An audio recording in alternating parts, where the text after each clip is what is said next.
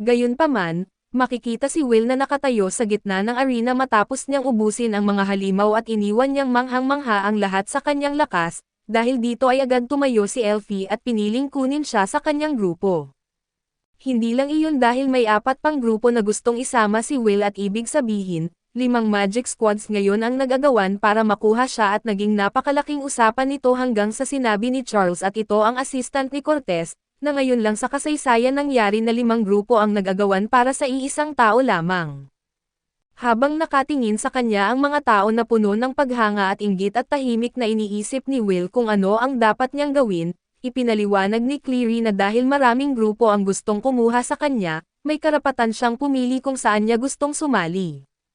Agad namang tumingin si Will kay Elfie at sinabi niyang sasali siya sa grupo nito, pero bago pa niya matapos ang sasabihin ay pinigilan siya ni Cortez at galit na nagsabi na parang hindi raw seryoso ang mga tao roon at ayon kay Cortez, wala namang magic si Will at hindi raw totoong mahika ang ginawa nito.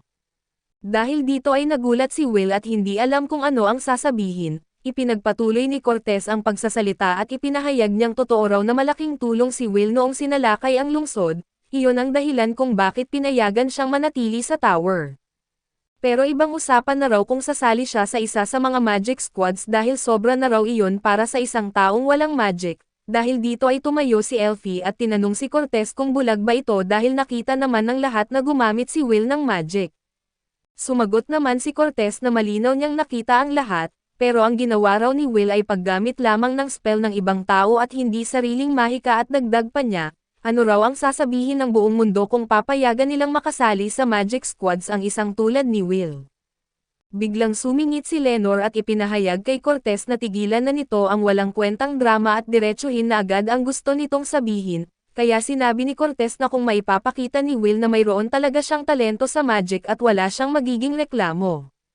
Sa isang kumpas ng kanyang kamay at nagpakita siya ng 2 slime-like monsters, ipinaliwanag niya na espesyal na ginawa ang mga halimaw na iyon para sugpuin ang mga dwarf sakaling magrebelde ang mga ito, pagkatapos ay gumamit siya ng maliit na magic beam at agad nitong winasak ang isa sa mga halimaw.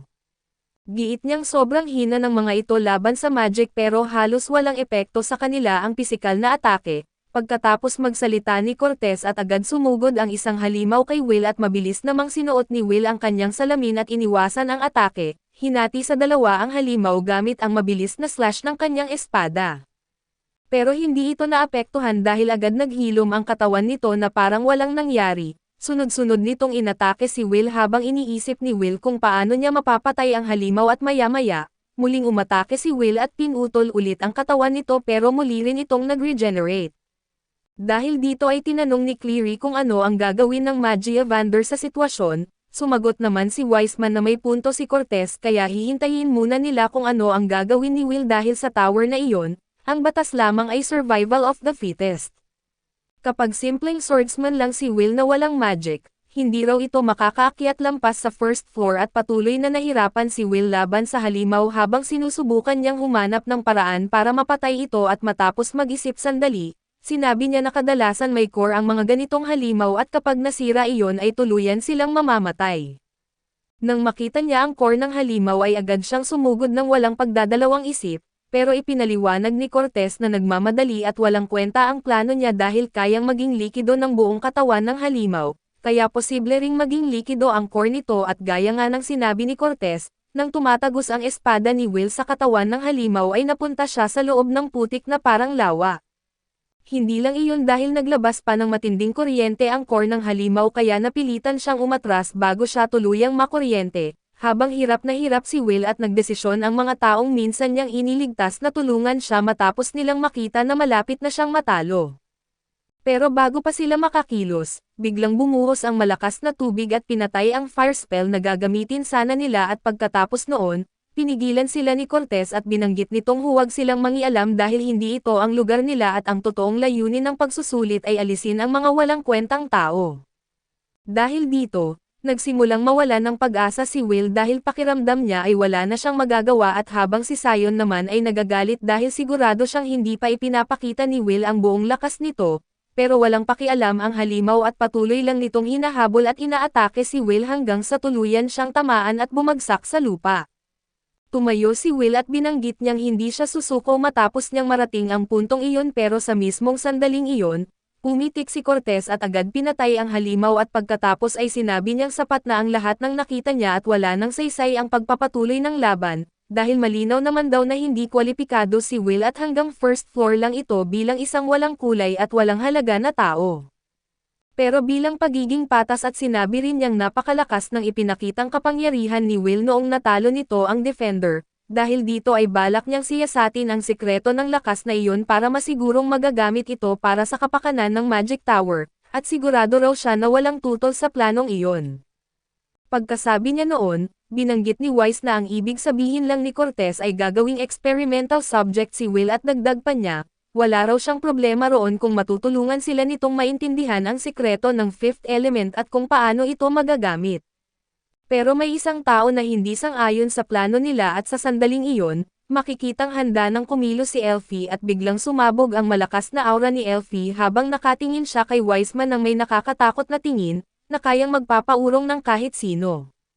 Dahil sa sobrang lakas ng malamig na enerhiya sa paligid niya, pati ang buong lugar ay nagsimulang magyelo kaya natakot si Sarah sa kanya at sinubukan ni Wiseman na mapakalma siya at sinabing hindi naman ganoon kaseryoso ang usapan, pero hindi siya pinansin ni Elfie.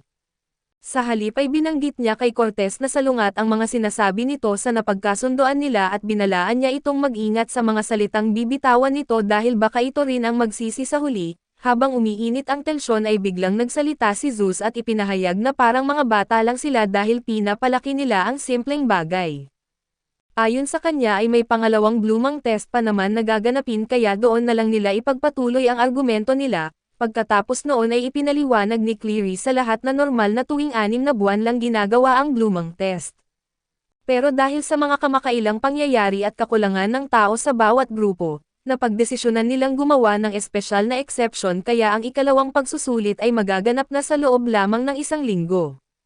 Pagkatapos ay kinausap ni Cleary si Will at ang iba pa at binanggit niyang matapos ang lahat ng pinagdaanan nila, mas mataas ang potensyal nilang mag-improve kumpara sa iba, dahil dito ay malaki ang inaasahan ng tower sa kanila at gusto nilang mapatunayan ng mga ito ang kanilang kakayahan. Pero binalaan din niya sila na kapag nabigo silang maabot ang inaasahan ng tower, magkakaroon talaga ng problema kaya't pinayuhan niya silang maghanda ng mabuti para sa nalalapit na pagsusulit. Sa huli ay tinanong niya kung may tutol ba sa desisyon niya mula sa mga miyembro ng higher-ups at Magia Vander at kahit may mga pag-alinlangan ang ilan, pumayag pa rin silang lahat. Pagkatapos noon ay tinanggal ni Charles ang barrier sa paligid at bawat grupo ay kinuha ang mga taong napili nila bago tahimik na umalis, makikita namang sobrang lungkot ng mga kaibigan ni Will at lalo na si Elfie. Samantala sinabi naman ni Cortez na walang saysay ang lahat ng nangyari at kahit magkaroon pa ng second test ay wala rin namang magbabago. Pagkaalis nila ay bumagsak si Will sa lupa habang umiiyak at tinanong siya ni Julius kung bakit siya umiiyak, at sumagot si Will na natatawa na lang siya dahil sa tuwing malapit na niyang maabot ang pangarap niya ay lagi siyang ibinabagsak muli ng realidad, pero matapos mapunasan ang kanyang luha ay binanggit niyang hindi pa rin siya susuko kahit ilang beses pa siyang mabigo.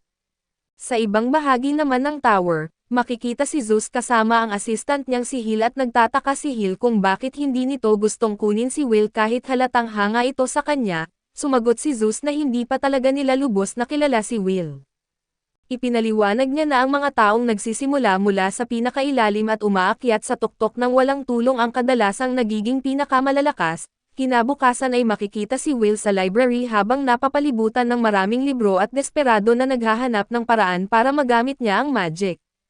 Sinimulan niya sa pinakapayak na basics dahil kahit hindi siya makagamit ng spell, hindi ibig sabihin noon na hindi siya kayang gumamit ng magical energy at iniisip niya kung paano niya magagamit ang kakayahan niyang sumipsip ng magic para makatulong sa pagdaan niya sa second test. Habang ginagawa niya iyon, pinapanood lang siya ng ibang mga estudyanteng kasama niya at nagtataka kung bakit simula nang bumalik sila ay ganoon na lang ang pagsisikap niya at maya-maya, isang babae na nagngangalang Emma ang lumapit kay Will at sinabing pupunta silang lahat sa dungeon para mag-training bago ang exam.